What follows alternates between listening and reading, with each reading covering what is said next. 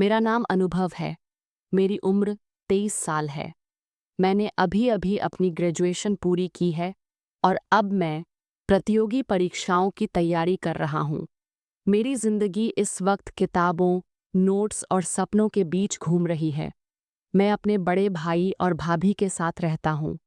मेरे भाई नौकरी करते हैं और ज़्यादातर समय घर से बाहर रहते हैं। वहीं भाभी राखी घर और परिवार को पूरी तरह संभालती हैं। राखी भाभी खूबसूरत होने के साथ साथ पढ़ी लिखी और समझदार भी हैं। कई बार मैंने सोचा कि अगर वह चाहतीं तो किसी अच्छे संस्थान में काम कर सकती थीं, लेकिन उन्होंने घर की जिम्मेदारी को प्राथमिकता दी। इसी कारण मेरे मन में उनके लिए एक अलग सम्मान है। मैं अक्सर भाभी की मदद कर देता हूँ। कभी सब्जियां काट देता हूँ तो कभी घर का छोटा मोटा काम कर देता हूँ।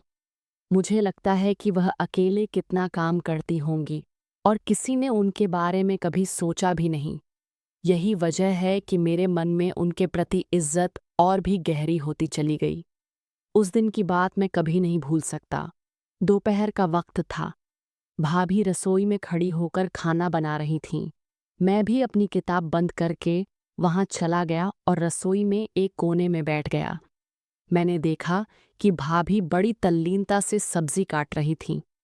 उनके चेहरे पर थकान के बावजूद एक अलग ही चमक थी।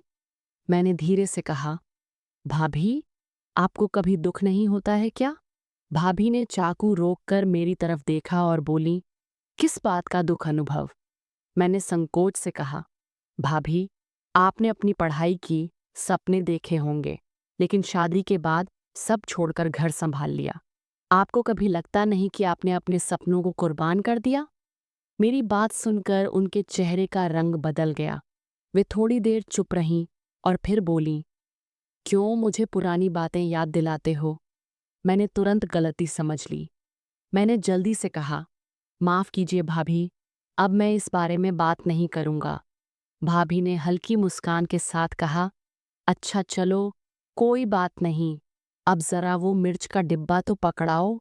मैंने तुरंत हाथ बढ़ाकर डिब्बा उठाया ही था कि तभी अचानक खिड़की से तेज हवा का झोंका आया। हवा के साथ डिब्बे में से मिर्च का पाउडर उड़कर सीधा भाभी की आंखों में चला गया।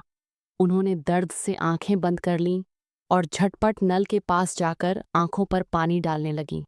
उनकी तकलीफ देखकर मेरा दिल घबरा गया। मैं बेचैनी से बोला, भाभी, रुकिए, मैं आपकी मदद करता हूँ। वे अभी भी आंखें मल रही थीं।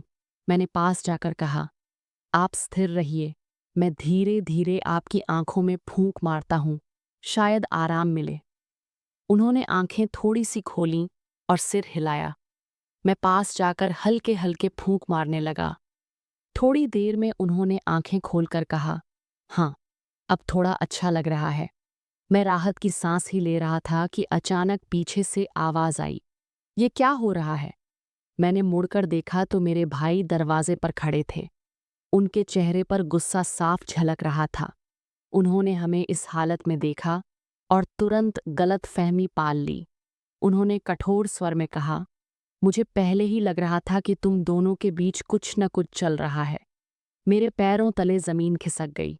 मैंने घबराकर कहा, भैया, आप गलत समझ रहे हैं, ऐसी कोई बात नहीं है। मैं तो बस भाभी की मदद कर रहा था। भाभी भी तुरंत उठी और भाई का हाथ पकड़कर बोली, आइए, मैं आपको सब समझाती हूँ। उन्होंने भाई को कमरे के अंदर ले जाकर दरवाज़ा बंद कर लिया। मैं बाहर खड़ा रह गया।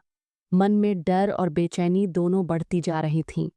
मैं सोच रहा था कि एक पल की गलतफहमी से कहीं इतना बड़ा रिश्ता न टूट जाए। मैं दरवाजे के पास टहलता रहा, कान लगाए रहा कि अंदर क्या हो रहा है, लेकिन कुछ सुनाई नहीं दिया। करीब आधे घंटे बाद दरवाज़ा खुला।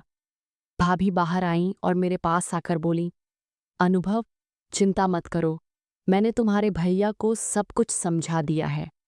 पीछे से भाई भी बाहर आए और अब उनके चेहरे पर गुस्से की जगह मुस्कान थी। उन्होंने मेरे कंधे पर हाथ रखकर कहा, पगले, तू इतना क्यों डर रहा है? तेरी भाभी ने मुझे सब कुछ साफ कर दिया है। मैंने राहत की सांस ली और कहा, भैया, मैं तो बस भाभी की मदद कर रहा था।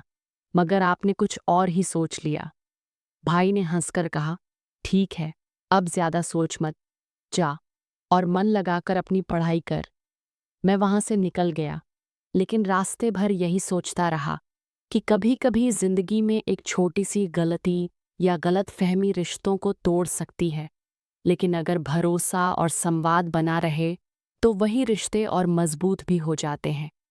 उस दिन के बाद मैंने यह सीख ली कि रिश्तों को बनाए रखने के लिए सबसे ज़रूरी चीज़ भरोसा और सही समय पर बातचीत है। तो दोस्तों, यह थी एक छोटे से गलतफहमी की कहानी जिसने हमें यह सिखाया कि रिश्तों को बचाने के लिए भरोसा और संवाद सबसे ज़रूरी होते हैं। अगर आपको यह कहानी पसंद आई हो तो इसे लाइक और शेयर ज़रूर करें और चैनल को सब्सक्राइब करना न भूलें।